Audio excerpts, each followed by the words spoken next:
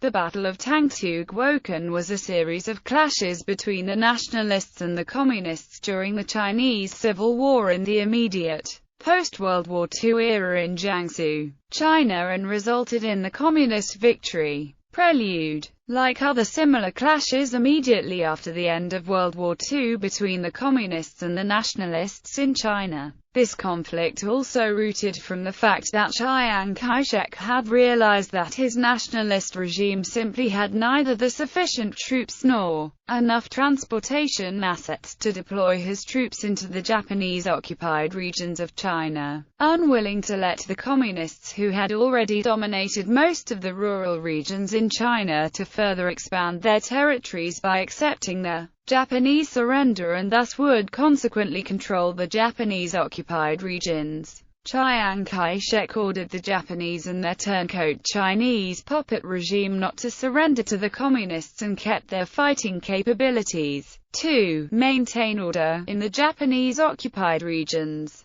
Fighting off the communists is necessary until the final arrivals and completion of the deployment of the nationalist troops. As a result, most members of the Japanese puppet regimes and their military forces rejoined the nationalists. However, most of these former nationalists turned Japanese puppet regime forces were not from Chiang Kai-shek's own clique, but instead, they were mainly consisted of troops of warlords who were only nominally under the Chiang Kai-sheks before World War II. Since they were nationalists in name only and mostly maintained their independent and semi-independent status, these warlords were only interested in keeping their own power and defected to the Japanese side when Japanese invaders offered to let them keep their power in exchange for their collaborations. After World War II, these forces of former Japanese puppet regimes once again returned to the nationalist camp for the same reason they defected to the Japanese invaders. Obviously, it was difficult for Chiang to immediately get rid of these warlords for good as soon as they surrendered to Chiang and rejoined nationalists,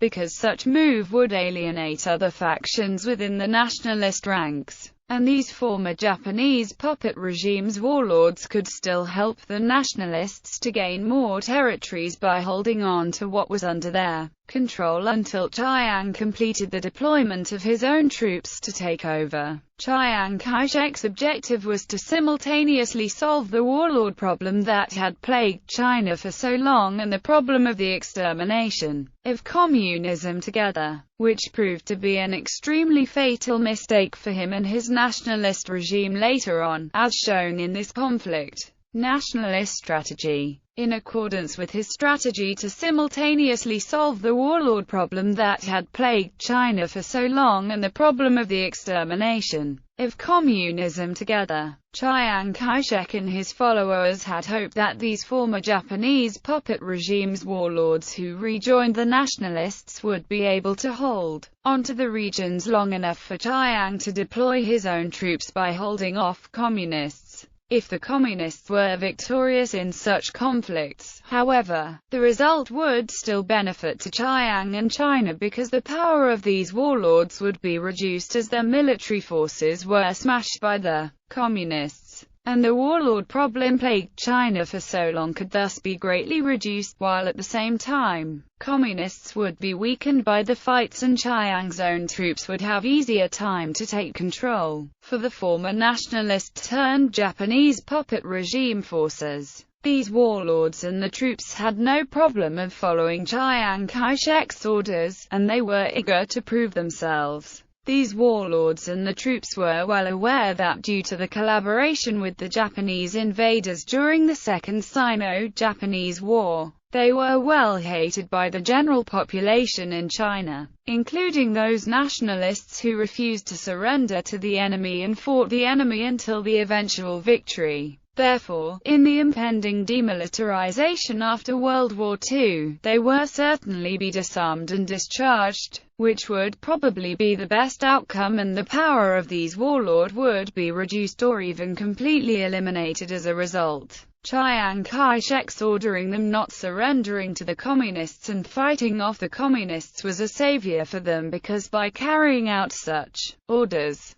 These warlords and the troops could legitimize themselves and thus retain the power by fighting the communists who were targeted as rebels by Chiang Kai-shek and his nationalist regime. Communist strategy. The communist strategy was much simpler than that of the nationalists because there was not any huge division within the communist rank like that of the nationalist. The communists already earned considerable popular support by being the only Chinese force left in the region fighting the Japanese invaders and their puppet regime after the nationalists withdrew, and after successfully establishing communist bases in the rural regions where better life was provided to the general populace in comparison to that of Japanese-occupied regions. The general Chinese populace agreed that the communists were well deserved to represent the China to accept the invaders' surrender in the region and take over the regions occupied by the invaders.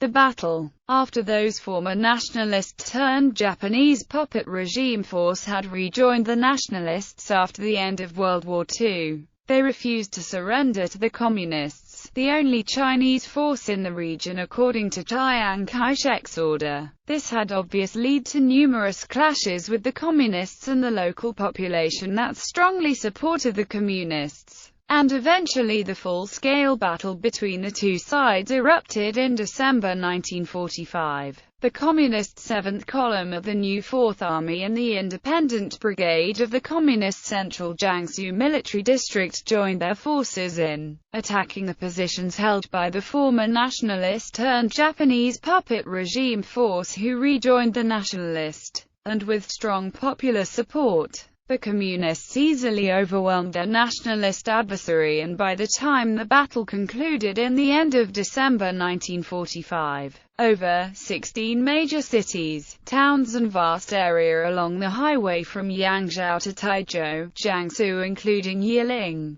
Embankment Head and the village of Guo had fallen into Communist hands. Outcome. Like other similar clashes immediately after the end of World War II between the Communists and the Nationalists in China, this conflict also showed that Chiang Kai-shek's attempt to simultaneously solve the warlord problem that had plagued China for so long and the problem of the extermination of communism together proved to be a fatal mistake. Although the result of the campaign turned out exactly like Chiang Kai-shek and his subordinates had predicted, and consequently the power of the warlords in this region was indeed reduced as their military forces were smashed by the communists, so that the warlord problem plagued China for so long was thus reduced for this particular region, and Chiang Kai-shek's secondary objective was achieved here. Any positive gains obtained by the nationalists were negated by the politic fallout. The reason was that this success of achieving the secondary objective came at a huge cost in nationalists' loss of popular support in this region, formerly dominated by the Japanese, because the local population had already blamed nationalists for losing the regions to the Japanese invaders, while reassigning these former Japanese puppet regime forces as the nationalist forces to fight the communists. The only Chinese force left in the regions only further alienated the local populace and strengthened the popular resentment to Chiang Kai-shek and his nationalist regime.